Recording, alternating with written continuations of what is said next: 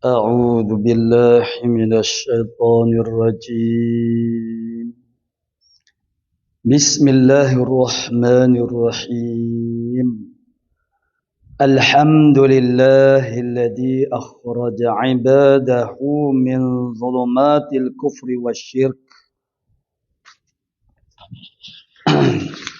إلى نور الإيمان والتوحيد والصلاة والسلام على من به الشفاعة العظمى وبه التخلص من حول المحشر لمن آمن بالله ورسله أجمعين وعلى آله الطاهرين وأصحابه نجوم الهدى عدد كل حرف كتب ويكتب أبد الآبدين ودهر الداحرين اللهم فقهنا في الدين وعلمنا التأويل اللهم فقهنا في الدين وعلمنا التأويل اللهم فقهنا في الدين وعلمنا التأويل اللهم رب اشرح لي صدري ويسر لي أمري واحلل عقدة من لساني يفقهوا قولي أما بعد فقال الشيخ المؤلف رحمه الله تعالى ونفعنا بعلومه في الدارين آمين يا رب العالمين. Maka seperti firman Allah Ta'ala, a'udzu billahi minasyaitonir rajim, Ar-Rahmanu 'alal 'arsy istawa. Artinya bermula Tuhan yang Rahman itu atas arasnya tertinggi. Maka kata salaf, tertinggi ia sebagai tertinggi yang tiada kita ketahuikan kafiatnya. Maka kita serahkan kehendaknya kepadanya Allah Ta'ala. Dan kata khalaf dikehendaki dengan tertinggi itu memerintah dan mulk mana kerajaan. Qala muallifu rahimahullahu ta'ala. Jadi maka seperti firman Allah Ta'ala ini adalah ayat yang dipilih oleh mu'alif kita rahimahullah ta'ala dan juga para musannifin dan juga mu'alif yang lain juga memilih ayat ini sebagai misal ataupun contoh ayat yang dipanggil sebagai ayat sifat ataupun ayat mutasyabihat. Maksudnya bagaimana cara kita memahami ayat mutasyabihat ini supaya selari dengan akidah kita, mukhalafatuhu ta'ala lil hawadis. Jadi sebagaimana yang telah disebutkan sebelum daripada ini, apabila datang di dalam nasil Quran ataupun hadis yang zahirnya iham makna mewahamkan, memberi kesamaran bahawa maknanya itu Allah Ta'ala itu berjisim. Zahirnya itu Allah Ta'ala itu beranggota, bertempat. Yang itu semua adalah perkara-perkara yang menyalahi dengan akidah kita. Bahawa Allah Ta'ala tak bertempat. Allah Ta'ala sebelum daripada terciptanya tempat, Allah Ta'ala tak bertempat. Karena kana Allah wa lam yakun syai'un ghairuh. Ada Allah Subhanahu wa Ta'ala, yang lain tiada. Pada masa Allah Ta'ala tidak menjadikan apa-apa pun yang wujud hanya Allah Subhanahu Wa Ta'ala. Termasuklah tempat. Allah Ta'ala tidak bertempat, ya sudah tentu ketika Allah Ta'ala belum lagi menciptakan tempat. Dan setelah Allah Ta'ala menciptakan tempat, Allah Ta'ala juga ada tanpa tempat. Allah Ta'ala tidak bertempat juga. Jadi bagaimana dengan ayat atau firman Allah Subhanahu wa taala, "Amintum man fis sama?" Adakah kamu merasa aman mereka yang pada langit, yakni Tuhan yang ada di langit? Maka zahir ayat ini menunjukkan Allah Ta'ala itu berada di langit, dan langit itu adalah tempat.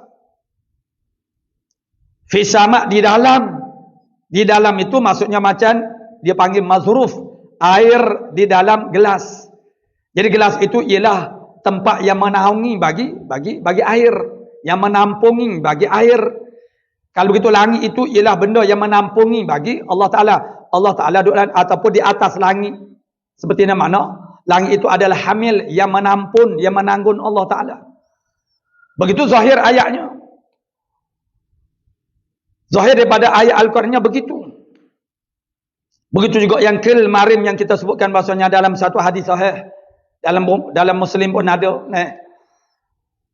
Maknanya syurga dengan neraka ni dia duduk balah. Sama dia dua-dua tu duduk balah. Akhir sekali Allah Ta'ala mutukis jangan tak suruh balah lah. Mu syurga rahmati, rahmat aku nak rahmat akan orang-orang yang beriman dan juga taat kepada aku. Mu neraka adalah azabi ma'azab aku cedek nak azab orang-orang yang deraka. Buat jabbarin, mutakabbirin. Nantilah. Atas dunia tak apalah. Hagah, sombong, bertenggok, manggok, bering, meto. Di akhirat kelak, aku akan azab dia dalam neraka. Mu tak usah bos mu ada tugas. Lalu Allah Ta'ala memasukkan ahli syurga ke dalam syurga. Kemudian Allah Ta'ala memasukkan ahli neraka ke dalam neraka. Maka neraka mengatakan hal min mazid. Ada lagi ke tidak? Aku lapar lagi ni, aku tak cukup lagi. Maka Allah Ta'ala masukkan sepuluh lagi. Hal min mazid. Masuk hal min mazid. Masuk lagi hal min mazid. Hatta yada'a rabbuka khadamah. Sehingga Tuhan memasuk meletakkan kakinya di dalam neraka. Maka neraka mengatakan qatin qad makna cukup dah kenyebut dah tak boleh nak pergi dah. Bagaimana masuk? Allah Ta'ala meletakkan Allah Ta'ala meletakkan kakinya bermakna Allah Ta'ala ada kaki. Qadam itu. Jadi bagaimana memahami? Allah panggil ayat ini dipanggil ayat sifat. Ayat mutasyabihat. Walladhi anzala 'alaikal kitaba minhu ayatun muhkamat hunna ummul kitab wa ukharu mutasyabihat. Dialah iaitulah Allah Subhanahu wa taala yang menurunkan kepada kamu kitab yang mana setengah daripadanya ialah ayat yang muhkam, yang muhkamah, ayat yang teguh. Ayat yang teguh itu maksudnya ialah makna dia itu muhkam, makna teguh, makna dia itu tidak ada ihtimal lain melainkan itu juga. Makna yang boleh difahami dengan secara mudah dan orang tahu berlaku. Tidak ada makna yang selain daripada itu. Itulah juga maknanya. Itu ayat yang muhkam, itu hunna ummul kitab, dan itulah dah teras induk kepada Alkitab Al-Quran. Maknanya setiap makna apapun itu mestilah berpaksi kepada ayat-ayat yang muhkam ini, yang muhkamat ini. Wa ukharu mutasyabihat, dan sebahagian ayat yang lain itu dah mutasyabihat. Mutasyabihat itu kesamaran maknanya. Maka fa ammal ladina fi qulubihim zayghun fayattabi'una ma tashabaha minhu ibtigha'al fitnah. Adapun orang-orang yang hatinya belok, hatinya tak betul dengan Allah Subhanahu wa taala, mereka menhendaki dengan ayat-ayat mutasyabihat ini. Untuk orang panggil untuk melakukan fitnah-fitnah. Dan orang panggil untuk melakukan perkara-perkara yang boleh menyebabkan jadi kecelaruan kepada manusia. Kerana di atas kecelaruan kefahaman manusia itu, mereka akan beroleh kepentingan yang tertentu. Wa ma ya'lamu, inilah tempat titik tolak kepada perbezaan pandangan di antara ulama salaf dan juga ulama khalaf. Sebagaimana yang telah kita ikuti kemarin, bahasanya ulama salaf mereka menyerahkan makna secara muayyan, secara spesifik itu kepada Allah Subhanahu wa taala. Manakala pendirian, pegangan, mana mauqif pendirian ulama-ulama khalaf ialah ulama yang kemudian selepas daripada 300 ataupun 500 tahun daripada Nabi sallallahu alaihi wasallam, mereka menentukan murad yang pasti daripada perkataan-perkataan itu untuk menghilangkan kesamaran kepada manusia. Jadi wa ma ya'lam, tempat-tempat duk jadi khilafnya ialah kerana orang panggil apa nama tempat wakafnya itu yang berbeza bertitik tolak daripada sini, maka maka pendirian atau masing-masing itu adalah berbeza. Wa ma ya'lamu ta'wilahu illallah. Itu wakafnya di situ bagi, maka di atas makna orang panggil kita berlaku di atas wakafnya pada kata illallah. Maka ulama salaf itu maknanya berpegang bahasanya yang mengetahui takwil ayat-ayat yang mutasyabihat itu wa ma ya'lamu ta'wilahu, tidak mengetahui akan takwil ayat yang mutasyabihat itu illallah, malaikat hanya Allah Taala saja. Yang lain tidak tahu. Kemudian ibtida semula, istinaf dia panggil. Istinaf mula ayat yang baru, warasikhuna fil ilmi yaquluna amanna bih. Orang-orang yang rasih pada ilmu, maksudnya alim ulama yang pakar. Warasikhuna fil ilm, rasih makna yang teguh, mantap, seperti pohon kayu akar tunjan, itu dipanggil rasih. Orang-orang yang rasih pada ilmu, mereka berkata, kami beriman dengannya, dengan ayat yang mutasyabihat ini. Lalu di atas orang panggil berlaku di atas wakafnya pada kata wa ma ya'lamu ta'wilahu illallah, tidak mengetahui akan takwil ayat mutasyabih ini malaikat hanya Allah. Mana yang lain tidak tahu. Dengan sebab itu mereka menyerahkan, yakni orang-orang salaf, ulama salaf menyerahkan kepada Allah Taala untuk menentukan muradnya apa suka kepada Allah. Tetapi menyerah mereka itu dalam keadaan peringkat mereka takwil juga, dia panggil takwil ijmali. Jangan kata orang salaf tidak takwil. Ulama salaf juga, salaf ini maksudnya ialah bukan semua salaf. Ada sebahagian salaf itu pandangan mereka sama dengan khalaf. Ada orang-orang khalaf itu, ulama khalaf itu pandangan dia yang sama dengan salaf. Majority, mu'zam. Bila dikatakan ulama salaf, kebanyakan daripada ulama salaf. Kerana ada yang apa dia panggil, yang menyalahi. Daripada pandangan salaf, ada pandangan mereka itu serupa dengan pandangan ulama khalaf. Jadi ia mengetahui akan takwil ayat-ayat sifat ini ataupun ayat mutasyabihat ini hanya Allah Ta'ala sahaja. Berdasarkan waqafnya pada kata illallah. Maka di atas makna ini, di atas pandangan ini, mereka menyerahkan kepada Allah Ta'ala menentukan murad, maksud daripada perkataan yang memberi ilham, kesamaran kepada kita untuk memahaminya itu kepada Allah Subhanahu Wa Ta'ala. Manakala ulama-ulama khalaf pula dia wakaf kepada mana tempat lain. Wa ma ya'lamu ta'wilahu illallahu warrasikhuna fil ilm. Berhenti di situ. Lalu istinaf mula ayat baru. Yaquluna, mereka itu berkata. Jadi wa ma ya'lamu ta'wilahu illallahu warrasikhuna fil ilm. Tidak mengetahui akan takwil ayat mutasyabihat ini malaikat Allah dan orang-orang yang rasih di dalam ilmu. Orang-orang yang mantap, yang orang panggil teguh, dia punya maknanya dakik, tahqiq dan dakik ilmu mereka itu. Jadi selain daripada Allah Ta'ala, ulama-ulama juga boleh memahami, boleh orang panggil mengerti akan takwil kepada ayat-ayat mutasyabihat. Lalu mereka mulakan ayat yang baru, istinaf, musta'naf, yaquluna amanna bih kullu min indi rabbina. Jadi di situ tempat jadi titik perbezaan di antara ulama-ulama salaf dan juga ulama khalaf. Jadi kedua-dua mazhab ini adalah mu'tabarani, diiktibarkannya mana sah. Orang panggil dari sudut akidah ahli sunnah wal jamaah untuk kita berlaku dan mengikuti mana-mana pandangan daripada dua mazhab ini. Itulah mazhab yang mengatakan bahawasanya ayat mutasyabihat ini hanya Allah Ta'ala sahaja yang mengetahuinya. Lalu mereka menyerahkan murad dia secara ta'yin, secara muayyan. secara tertentu itu kepada Allah Subhanahu wa taala. Karena selain daripada Allah Taala tidak mengetahui takwilnya. Manakala salaf, sebelum kita pergi kepada ayat contoh ini.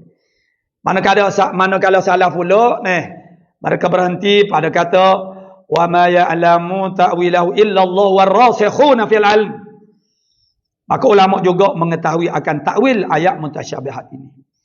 Lalu mereka menentukan murad dengan perkataan-perkataan yang ihamnya memberi ibham kesamare, kekeliruan bahasanya Allah Ta'ala beranggota seperti yadullah fauqa aidihim, tangan Allah Ta'ala, tangan-tangan ni maknanya bila kita sebut perkataan tangan ialah anggota lah.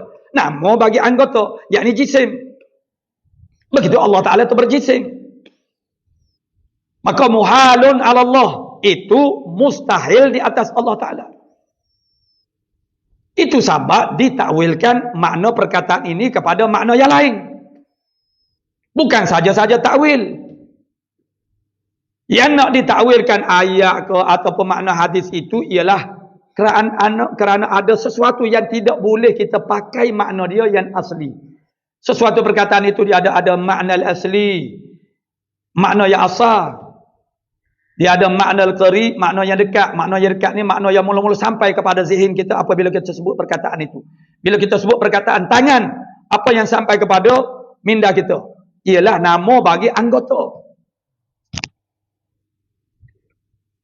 Melainkan dia telah digunakan dengan makna yang lain atas dasar gabungan dengan perkataan. Seperti buah tangan. Maka kita tak nampak dah macam buah tangan tu benda yang lain pula. Jadi, bila disebutkan perkataan tangan, segera faham kita ialah nama bagi anggota. Itu dipanggil makna yang pertama. Dia ada makna yang kedua. Dia ada makna yang ketiga. Dia ada makna qarib, makna yang dekat. Ada makna yang ba'id, makna yang jauh. Apabila makna yang dekat, tidak boleh dipakai. Apabila makna pertama, tidak boleh dipakai. Atas apa sebab? So, umpama di sini, tangan Allah Ta'ala itu kita tak boleh pakaikan makna tangan dengan makna anggota. Kerana itu memberi makna bahawasanya Allah Ta'ala itu beranggota, itulah berjisim. Sedangkan kita mengatakan makna mukhalafatu ta'ala li hawadith. Menyalahi Allah Ta'ala dengan segala yang baru. Sebab apa? Sebab yang baru itu dia tak lari daripada dua perkara sahaja. Sama ada dia itu adalah jisim, jirim, ataupun jauhar, sama. Atau dia adalah arad. Jadi kalau dia tu beranggota, dia mengambil lapan, mengambil tempat dan dia itu Allah Taala bukan jirim. Bukan jisim. Jisim itu ialah jirim lah, jirim yang boleh dibelah bagi. Jadi kalaulah inilah ayat-ayat yang memberi waham kepada kita bahawa Allah Taala itu beranggota, maka itu muhalun alaihi ta'ala.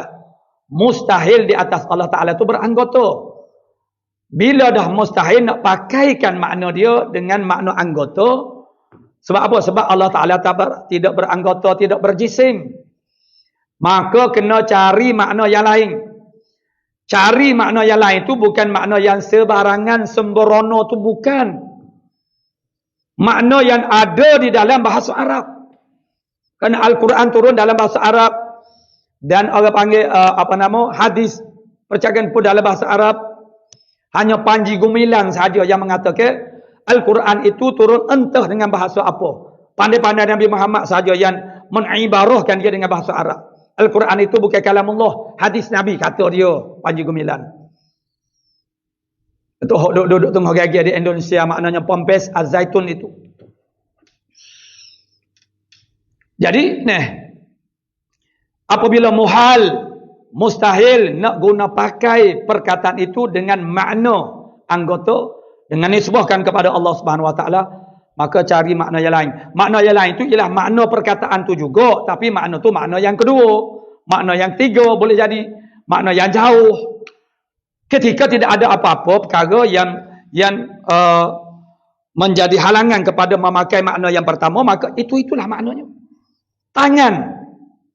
Bila sebut kata tangan, bila dinisbahkan kepada manusia, kepada makhluk, maka itu tak ada apa-apalah. Tapi bila kita pakaikan tangan itu nisbah kepada Allah Subhanahu Wa Taala, itu kan tidak ada apa-apa. Ada apa-apa.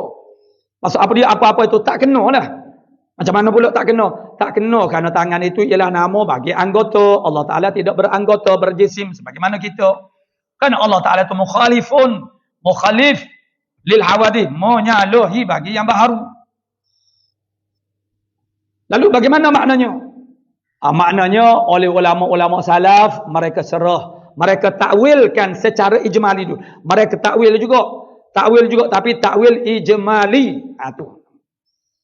Apa yang dimaksudkan dengan takwil? Ya, kami menerima makna perkataan tangan, isbatkan perkataan tangan Allah Ta'ala, tetapi yang layak dengan Allah SWT, bukan sebagaimana yang maklum indana di sisi kita bila sebut kata tangan, bukan macam tu. Nah.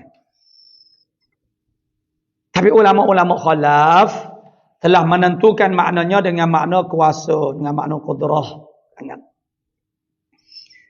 Jadi kesesuaiannya apa?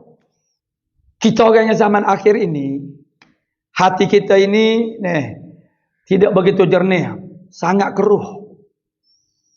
Jadi apabila disebutkan anggota tangan, muka, kita tak boleh nak mengelak daripada tergambar-gambar, terbayang-bayang muka ataupun tangan yang biasa-biasa kita fahami, yang kita tahu. Maka apabila ditentukan murad itu makna tangan itu ialah kuasa, maka itu akan menafikan, orang panggil akan menutup peluang syaitan untuk nak taswis kita, untuk nak ganggu fikiran kita, sehingga kita ni terbayar, tersilap, ternampak-nampak bahasanya tangan Allah Ta'ala tu maknanya tak kira lah tangan-tangan yang anggota yang kita faham sebelum daripada ni. Orang-orang dulu, orang-orang salaf, hati mereka bersih, tidak seperti kita. Buktinya apa saja yang Nabi bagi tahu, Nabi terangkan, mereka dapat faham dengan mudah.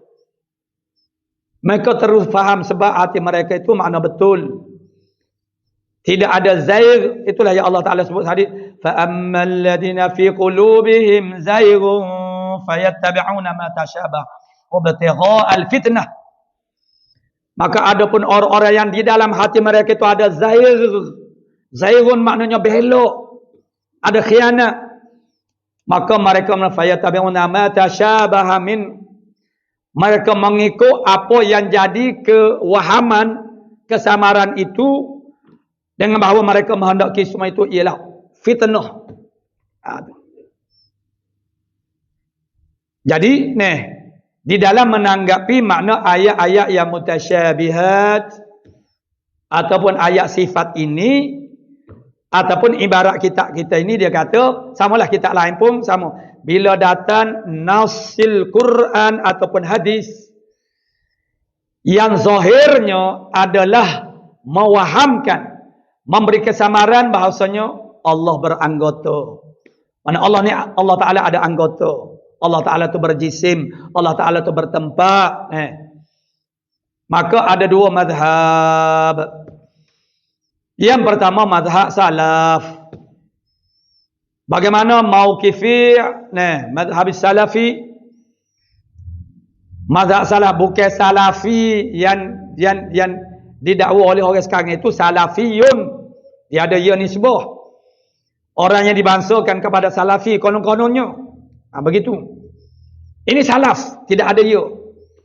Orang salaf. Jadi orang salaf betul-betul. Ulama-ulama salaf. Jadi mereka takwil ijmali dulu. Takwil ijmalinya macam mana? Ya, kami menerima perkataan tangan itu. Tetapi tangan yang laik, makna yang layak dengan Allah Ta'ala, tidak sebagaimana kaifiat yang difahami oleh kita. Bagaimana orang panggil tangannya, hakikatnya macam mana, itu serah kepada Allah Subhanahu Wa Ta'ala. Mazhab khalaf, mereka mentakwilkan, bukan setakat takwil ijmali, bahkan takwil tafsili dia panggil. Apa murad dengan perkataan makna takwil tafsili? Maknanya mereka ta'yinul murad, ta'yinul murad bi qaulihi ta'ala wa bi qaulihi sallallahu alaihi wasallam. Apa dia? Ta'yinul murad makna menentukan murad, menentukan maksudnya secara spesifik, secara tepat, secara muayyan, secara muta'ayyin. Maka mu'alif kita rahimahullah ta'ala memilih satu ayat daripada ayat-ayat yang bersifat begini. Ayat-ayat yang pada zahirnya menampakkan kepada kita bahawasanya Allah Ta'ala itu bertempat, Allah Ta'ala itu makna berjisim. Seumpama ayat ini, firman Allah Ta'ala, Ar-Rahmanu 'alal 'arsy istawa. Nah, jadi tadi maksudnya, mana yang ditakwilkan kepada takwil tafsili itu ialah mereka bertakwil itu makna berpindah, meninggalkan makna asal kepada makna yang tidak asal, makna yang baru, yang lain. Meninggalkan makna pertama dan mengambil makna yang kedua atau yang ketiga. Meninggalkan makna qarib, berpindah kepada makna ba'id, makna yang jauh. Itu makna takwil. Tinggal makna yang pertama, tinggal makna yang dekat, tinggal makna yang asal. Mengambil makna yang kedua, mengambil makna yang jauh. Limaza, kerana apa? Mengambil makna yang kedua. Kerana makna yang pertama tidak sah untuk kita pakaikan. Dalam konteks itu dinisbahkan kepada Allah Subhanahu Wa Taala. Makna muhal, mustahil. Maka tak boleh nak pakailah makna yang pertama, tangan dengan mana anggota, tak boleh. Ataupun Allah Taala itu bertempat, tak boleh juga sebab Allah Taala tidak bertempat. Tidak bertakayus bagaimana kaifiatul makhluqat, tidak berkaifiat bertata cara dengan kaifiat-kaifiat makhluk yang kita fahami semua. Maka seumpama ayat Ar-Rahmanu 'alal 'arsy istawa. Artinya bermula Tuhan Rahman, tak ada masalah. Perkataan Ar-Rahman tak ada masalah. Itu merujuk kepada Allah. Salah satu daripada nama Allah Ta'ala Ar-Rahman. Bukan begitu, yang disifat itu dia panggil nama sifat Allah Subhanahu Wa Ta'ala. Bismillahirrahmanirrahim. Allah Ta'ala memperkenalkan dia, Allah itu Ar-Rahman.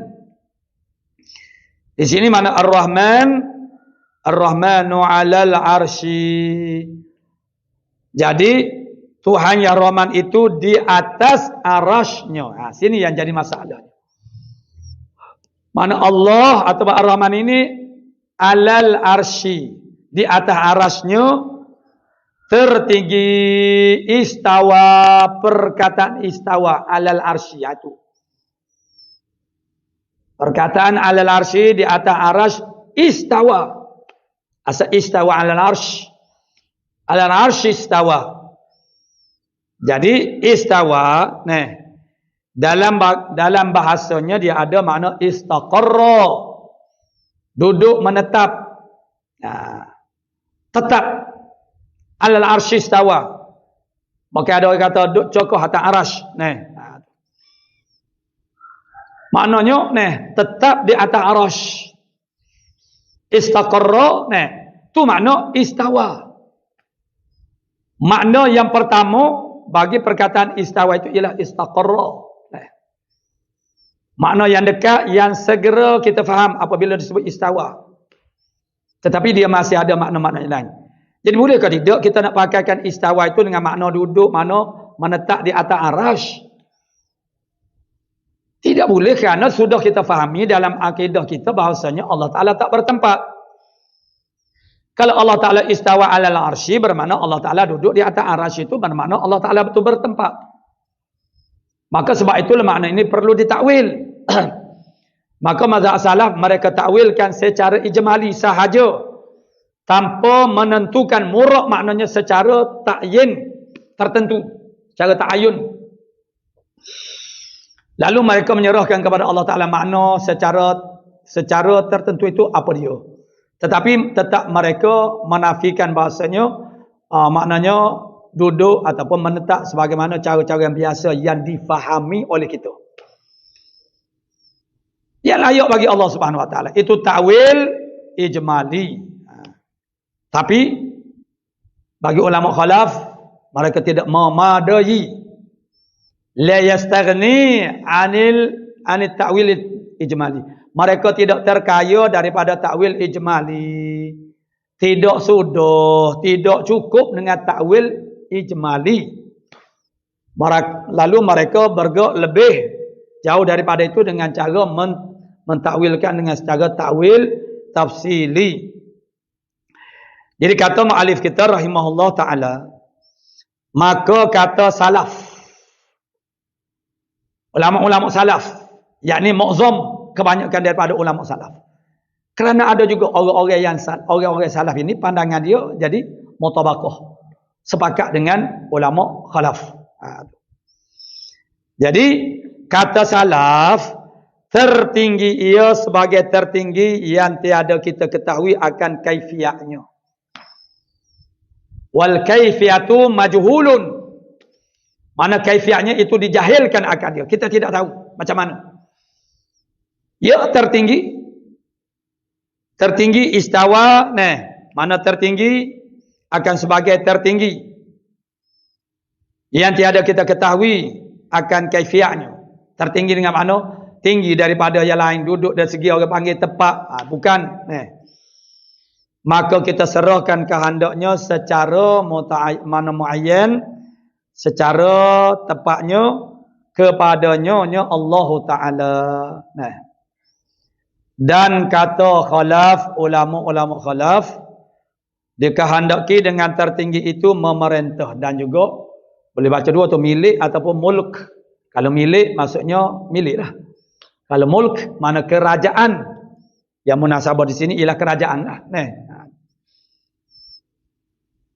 Makna ditentukan makna dia dengan makna istawla. Yang istawa bermakna stawla. Dengan makna memerintah. Jadi Ar-Rahmanu 'alal 'arsy istawa.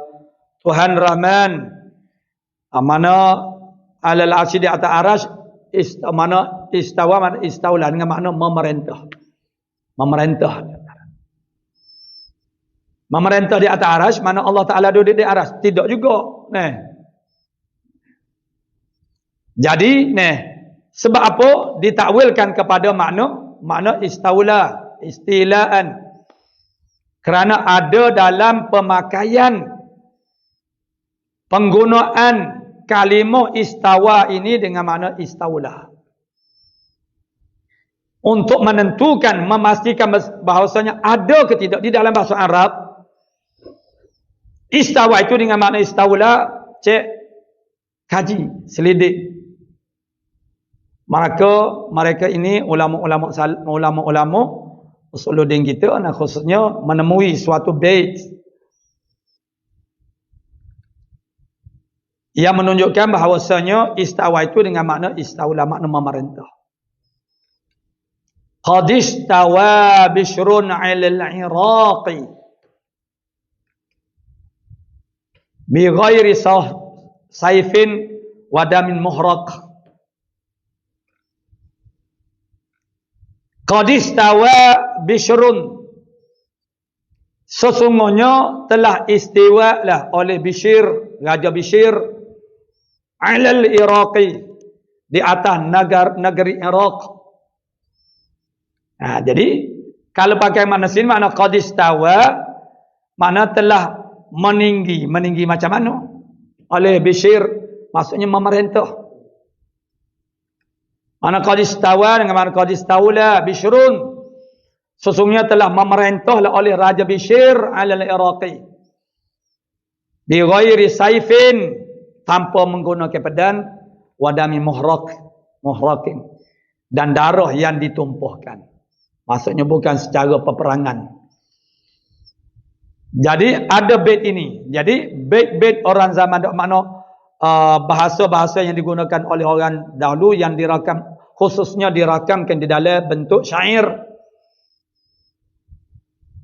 daripada kalangan orang jahiliyah dan juga orang yang dahulu-dahulu menggunakan perkataan itu dengan suatu makna, maka bermakna dalam bahasanya ada. Jadi setelah dibuat kajian bahasanya ada wujudnya mana istawa dengan makna memerintah, maka sahlah. Bolehlah kalau kita maknanya mana takwilkan mana istawa itu dengan makna istawla. Jadi itu titik perbezaan di antara dua mazhab ini, mazhab salaf dan juga khalaf. Jadi tidak ada muskilah lagi makna. Jadi kalau kita nak berpegang dengan pandangan ulama khalaf, tapi biar betul. ulama salaf. Boleh, tidak ada masalah. Jangan mengatakan ulama khalaf itu tak betul. Sebagaimana mazhab-mazhab dalam fiqh. Kita ni para muqallidin dalam mazhab fiqh. Mengikut para imam mujtahid. Kita orang awam ni cukup dah dengan pandangan mereka. Kalau kita tidak tahu nas dalil pun tak mengapa. Karena bukannya kita orang awam ni boleh faham nas ataupun dalil. Bagaimana nak buat tubik hukum daripada nas ataupun dalil. Cuma kita tahu dalil itu lebih mantap lagi. Jadi, itu orang-orang mana ya suatu amal itu nak sabit dan dia mesti ada nas, ada dalil. Yang mencari dalil itu ialah kerja ulama. Kita hanya ambil daripada mereka.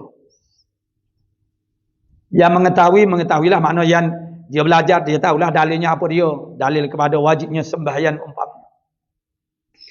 Namun kepada orang awam, kalaupun dia tidak tahu dalil kepada wajib sembahyang, tidak mengapa. Itu tidak ditaklifkan, begitu mereka tu kena mengetahuinya. Sekarang ada pandangan ulama-ulama daripada kalangan salaf dengan pandangan yang sebegini, maka kita boleh ikut. Tapi dengan makna yang betul lah. Dan kalau kita ikut mazhab salaf, jangan kita menghina, mengeji dan menyatakan salah pandangan ulama khalaf. Begitu juga ulama khalaf. Mengikut pandangan para alim ulama kita yang masing-masing. Itu yang dikatakan sebagai ta'wil tafsili. Murad dengan kata istawa tu ialah istaula maknanya dengan makna memerintah. Dan dalil itu selesai. Kalau kita selesai di situ, selesailah. Tapi kalau kita nak heret, kita tak puas hati, kita nak main lagi, apa maksud kita daripada itu?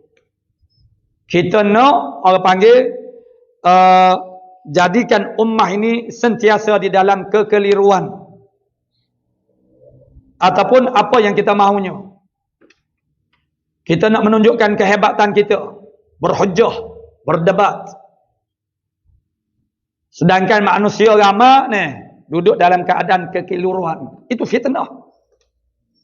Fa ammal ladina fi qulubihim zayghun fayattabi'una ma tashabaha min ibtigha al-fitnati wa ibtigha at-ta'wil. Menandaki akan fitnah dan takwilnya kepada takwilan yang tidak betul, tidak kena. Ini ulama-ulama besar daripada kalangan ulama-ulama khalaf yang mentakwilnya. Ada kaedahnya, ada tata caranya nak takwil, bukan ikut sedap hati. Ada keperluannya, ada hajatnya kepadanya. Jadi, begitu ada dua pandangan. Kita berhenti kepadanya saja cukup. Kita orang awam ini kita berhenti kepadanya, maka tak jadi masalah dah. Tidak perlu saling tuduh menuduh. Tapi kalau kita nak geger, kita nak orang panggil nak jadi, orang panggil benda tu jadi, adalah sebab-sebab dia. Kerana setengah orang tu dia suka balah dengan orang. Dia ada perangai lagu tu manusia ni. Dia suka berdebat dengan orang. Dia seronok. Tak seronok kalau tidak ada orang berbahangan. Dia suka berbahas, berdebat. Munazarah ni ialah makna dia ada keperluan dia. Dalam keadaan tertentu wajib ataupun sunat. Dalam keadaan biasa, kalau tidak perlu kepada munazarah berdebat, baik tak usah. Kerana Imam Ghazali cukup-cukup memberi amaran pada kita umat Islam supaya jangan terjebak dengan munazarah al-mira. Kenapa? Kerana daripada situ akan terbit macam-macam penyakit hati. Riya, ujub, takabur, dia akan jadi. Jadi maknanya kalau tidak perlu, tapi kalau orang dah serang, kita tak berhenti adu bertubi-tubi, terpaksalah. Itu tak ada arah orang panggil.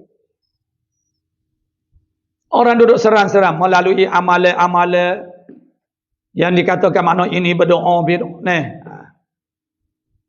Jadi apa makna bid'ah? Jadi kita perlu memperhatikan kalau perkara yang kita pegang, yang kita amalkan itu adalah benar. Jadi kita perlu pertahankan. Untuk kita beriktikad dengan iktikad itu, kita beramal dengan amalan itu. Tapi ketika tidak ada apa-apa gangguan, maka cukup. Kita berpegang dengan mana-mana salah satu daripada dua mazhab ini. Tak usah kita menyerang sebelah satu lagi. Karena kedua-duanya adalah mu'tabarani. Diiktibar keduanya, dikira keduanya. Yu'addu. Sebagai orang panggil akidah yang betul. Di dalam memahami ayat-ayat yang mutasyabihat. Maksudnya bagaimana pendirian kita, mauqif kita di dalam memahami ayat-ayat mutasyabihat. Bukan ayat ini saja, bukan ayat-ayat yang lain. Bagaimana yang kita sebut ja'a rabbuka, datang oleh Tuhan kamu. Bila datang makna nyok-nyok mana berjising lah. Wa yabqa wajhu rabbika, kekal oleh muka Tuhan kamu. Muka ni wajah makna muka. Jadi kalau muka itu bermakna jisim. Adapun ar-rahman 'alal 'arsy istawa itu memberi waham kata Allah Taala itu bertempat.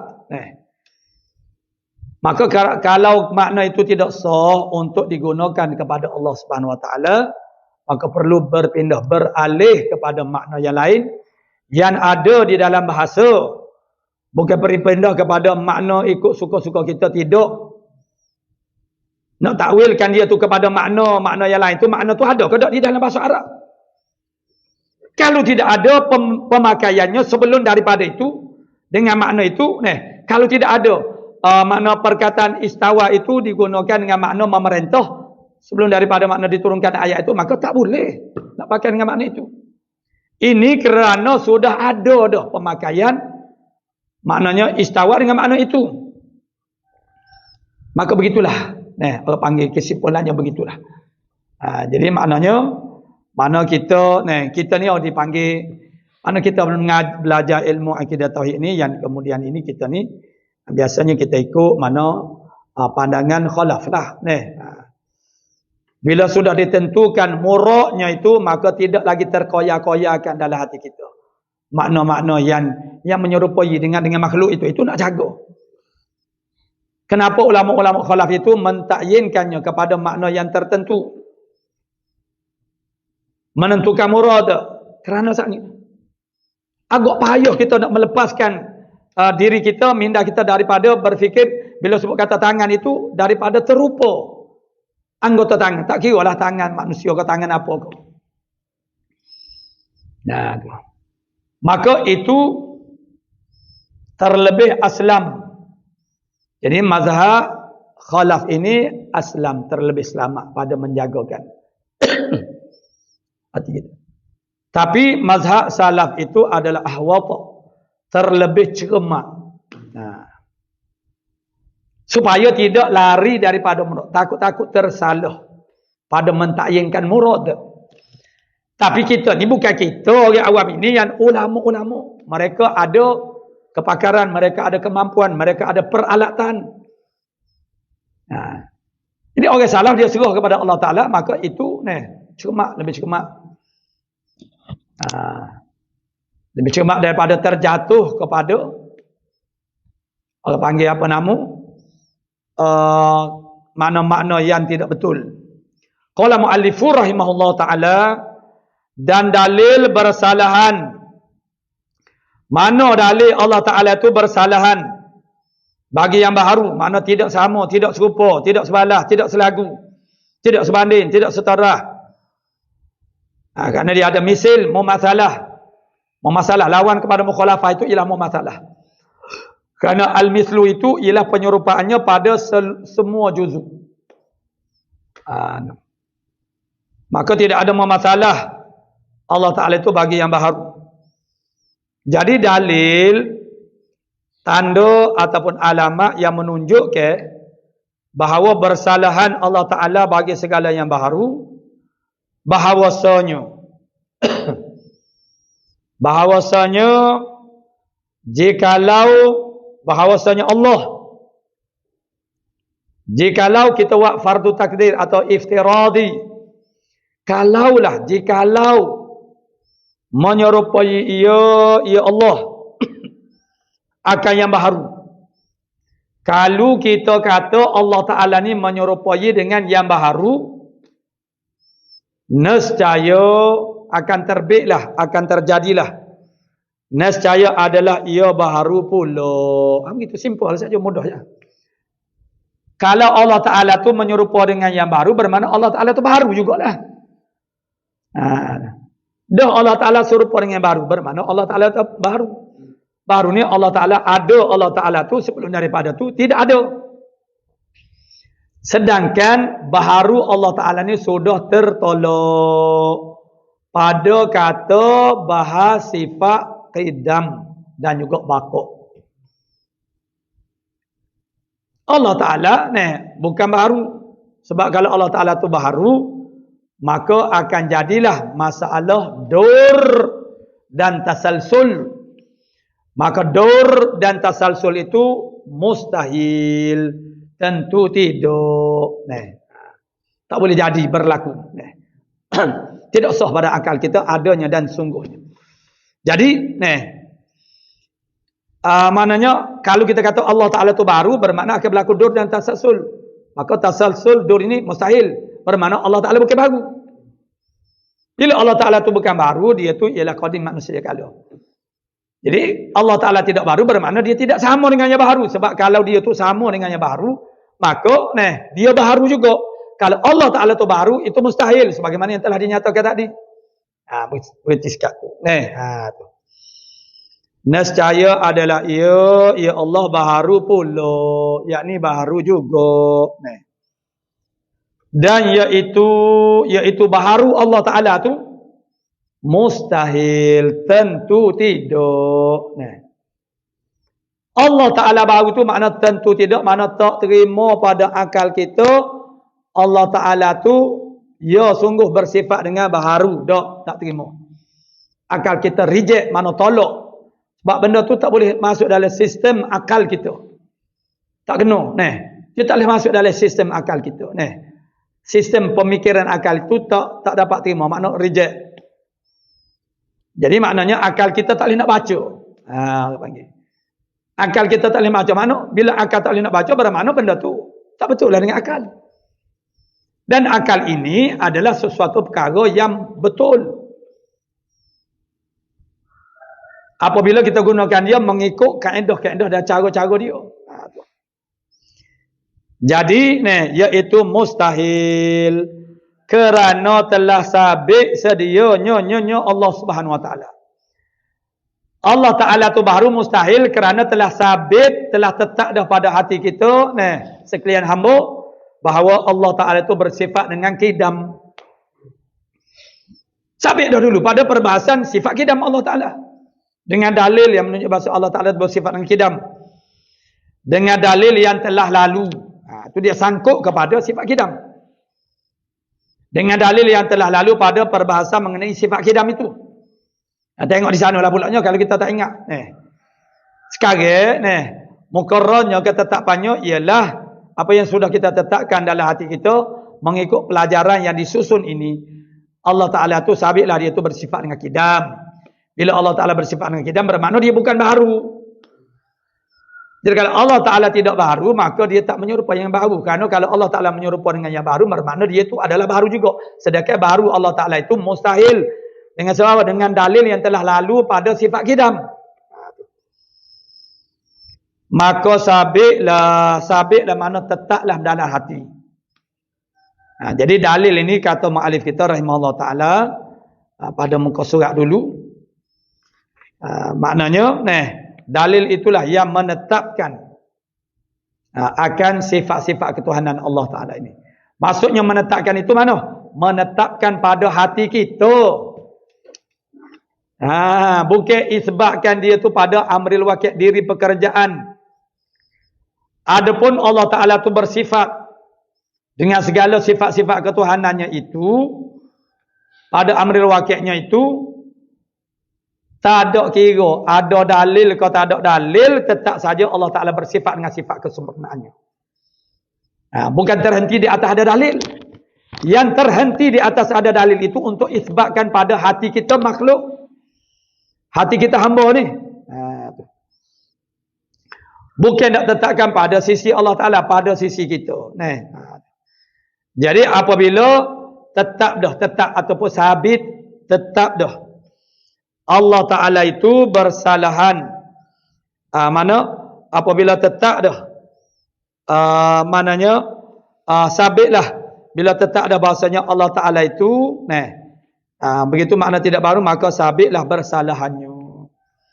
Sabitlah pada hati kita, pada pegangan kita, bersalahannya Allah bagi yang baru. Makna tidak sama, Allah Ta'ala tidak serupa, tidak sebalah, tidak selagu. Dan apabila sabit yang demikian itu, apa dia? Akidah mana mukhalafatuhu ta'ala lil hawadith. Bila telah tetap dah mana akidah ini, mana kata Allah Ta'ala tu mukhalafah, mustahilah lawannya. Dia begitulah. Dia statement di dalam ilmu akidah tu dia jadi macam berulang. Kerana kaedah kita idza taqarrara tahaqqaqa. Tahaqqaqa tu bukan selok. Bukan selok. Sokoko. Mana apabila takarrar berulang-ulang, tahaqqaqa. Dia jadi tahaqquq. Jadi mantap. Jadi maksudnya dari sudut istidlal kita mulakan daripada garisan permulaannya sehingga sampai kepada garisan penamat. Itu sabitnya sifat yang kita nak sabitkan dia dengan menggunakan dalil itu. Kemudian kalau kita tidak faham lagi wajh istidlalnya, kita boleh undur balik sampai kepada permulaannya. Kemudian kita pergi lagi. Macam orang galo. Orang galo sebelum nak menanam padi, galo lah menggalo dengan traktor ke ataupun dengan kubota ke. Jadi dia pergi, kemudian dia balik pula supaya jadi lumak tanah tu. Begitu juga supaya jadi lumak faham kita, mana jadi kejap faham kita, maka perlu kita ulang-ulangkan sehingga kita dapat faham. Begitu juga kita belajar ilmu Aqidatut Tauhid ini dengan satu kitab.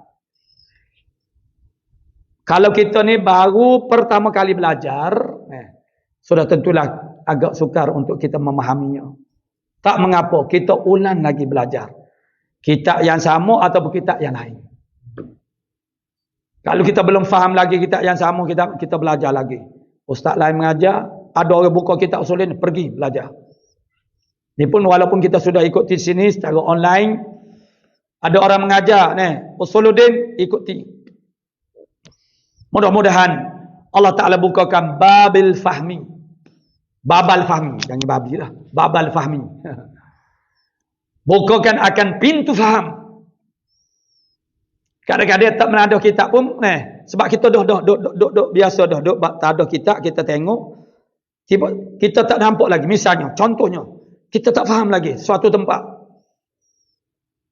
Begitu dia panggil, kalau belajar ada kitab itu dia panggil muta'alim. Ada satu lagi tahap dia panggil mustami'. Mustami' ni dia sengaja pergi untuk mendengar. Tak ada telinga saja. Kadang-kadang bila seorang ustaz itu menerangkan benda yang sama diuraikan oleh ustaz lain, masa tu dia orang panggil jejak angin, maknanya kena sesuai dengan dia. Ya, sebab kita ni makna dia tak sama. Makna manusia tidak sama, banyak ragam. Minat tak sama, kemahiran tak sama, cara berbahasa tak sama. Orang kampung Ambo, orang kampung saja ni orang kampung. Jadi cakapnya, kelas orang kampung.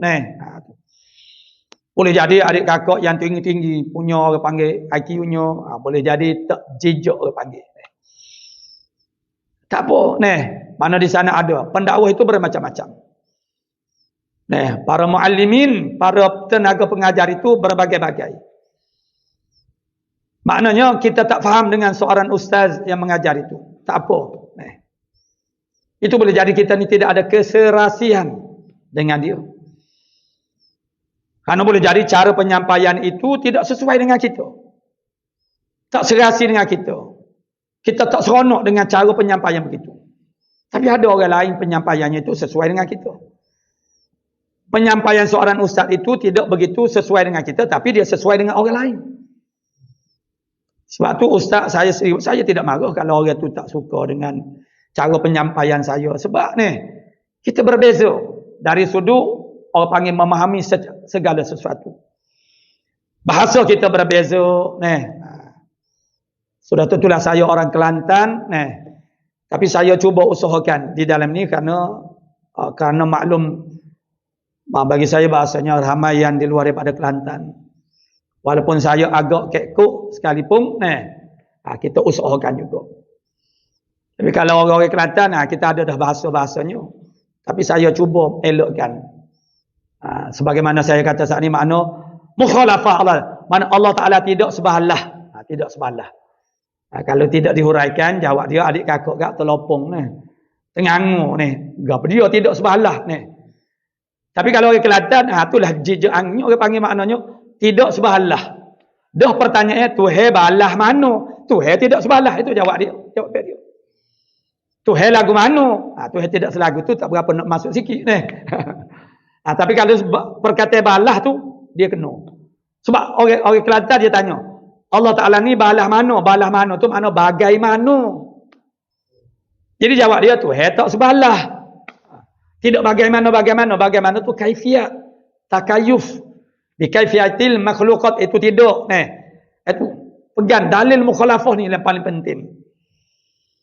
Dalam orang panggil kehidupan kita zaman sekarang ini, dengan segala syubhat yang wujud melalui orang panggil alam alam maya ni, melalui secara bersemuka fizikal, terlalu banyak syubhat, perkataan yang jadi syubhat kesamaran kepada kita orang Islam. Maka dengan sebab itu kita fahamkan baik-baik mukhalafah, sifat mukhalafah Allah Subhanahu Wa Taala, supaya kita tidak terjebak dengan kekeliruan dan salah faham terhadap pengertian ilmu Islam. Apatah lagi perkara yang berkaitan di dalam akidah. Jadi maknanya Allah Ta'ala bila sabit dah kata Allah Ta'ala itu mukhalafah, maka mustahil itu mustahilah lawannya yang melawan kepada mukhalafah, iaitulah mumathalah, iaitu menyerupainya Allah Ta'ala itu akannya baru. Itu makna mumathalah. Jadi begitu cara istidlalnya, sifat dia begitu. Jadi kalau setengah-setengah orang itu dia tak dapat terima dengan cara metod ataupun corak pattern istidlal ini, jadi dia rasa jemu lah, dia rasa cemu. Tapi setengah orang dia minat, dia suka. Bila cara istidlal ini, dia seronok. Walau macam mana pun makna kita ni, benda yang wajib dia bukan soal mudah ataupun susah. Ada orang yang bagi tahu kepada kita, ustaz saya ni nak belajar yang mudah saja. Kalau yang payah-payah nak tak payah. Oh begitu. Tapi kalau mengaji universiti hok payah pun mau tebih juga ni. Nak marah juga gitu. Dia bukan soal mudah ataupun susah, soalnya keperluan ataupun tidak. Terdesak ke tidak kita dengan ilmu itu? Kalau perkara itu mendesak, mana terdesak, tak dapat tidak. Hadah ma'rifatullah, mengenal Allah Ta'ala ini, tak ada lah. Kewajiban yang pertama dan yang paling utama untuk melakukan hubungan dengan Allah Ta'ala, nombor satu sekali kena berta'aruf. Kita manusia pun nak buat apa-apa hubungan, kena ta'aruf dulu, kenal mengenali dulu. Allah Ta'ala sudah tentu dia mengenali kita ni habis licin. Sebab dia yang jadikan kita. Dan kita sewajarnya tidak patut kita tak mengenali Tuhan yang menjadikan kita. Jadi ilmu yang memperkenalkan kita kepada Allah Ta'ala, ilmu itu adalah ilmu teras, tak dapat tidak. Sukar macam mana sekalipun, susah setara mana sekalipun, kita kena belajar. Supaya lepas daripada tuntutan fardu ain. Sekarang kita tak tahu sempadan muqarrar dia, makna tuntutan fardu ain setakat mana. Kalau kita tanya, setakat mana wajib fardu ain belajar ilmu akidah tanya, tak boleh nak jawab. Sebab tu kita kena belajar. Bila kita belajar tu, kita belajar bukan yang fardu ain saja, yang sunat, yang kifayah. Pun juga kita dah terap dah di dalam itu. Jadi itulah makna istidlal, itu makna dalil, makna mukhalafatu ta'ala lil hawadis. Kemudian seterusnya ialah kalimah qiyamuhu ta'ala bi nafsihi ila akhir. Wallah subhanahu wa ta'ala a'lamu bis-shawab. A'udzu billahi minasyaitonir. Bismillahirrahmanirrahim.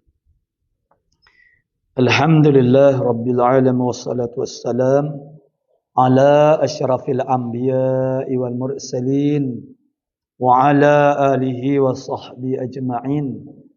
Allahumma taqabbal minna innaka antas sami'un alim.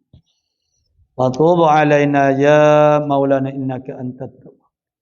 Allahumma inna nas'aluka al-'ilma khaifin wa inabatal mukhbitin wa syukra sabin wa tabatas siddiq. Sallallahu ala sayyidina Muhammadin wa ala alihi wa sahbihi. Walhamdulillah.